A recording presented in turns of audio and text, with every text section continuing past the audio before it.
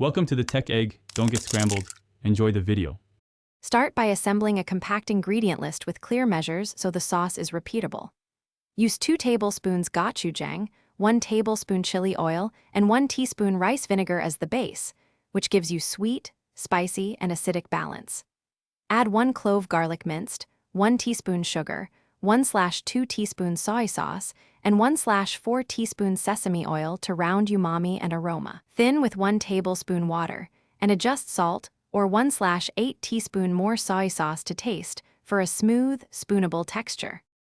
Heat a small saucepan and sauté the minced garlic in 1 teaspoon neutral oil for 30 seconds until fragrant.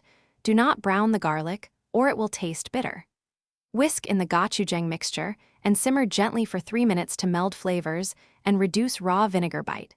Keep the heat low so the sesame oil does not scorch. Remove from heat and blend or vigorously whisk to emulsify, aiming for a ketchup-like consistency. Then cool to room temperature before transferring to a jar for storage. When serving ramen, start with 1 tablespoon of sauce per bowl and increase in 1 teaspoon increments to taste so you control heat and salt. For longer storage, refrigerate in a sealed jar up to 2 weeks or freeze in ice cube trays up to 3 months for single bowl portions. Always shake or stir before using. Reheat gently to loosen if it has gelled, and add 1/2 teaspoon water if the sauce becomes too thick. And adjust with an extra 1/2 teaspoon rice vinegar for brightness if the flavor dulls. Thanks for watching. Consider subscribing if I helped unscramble your problems.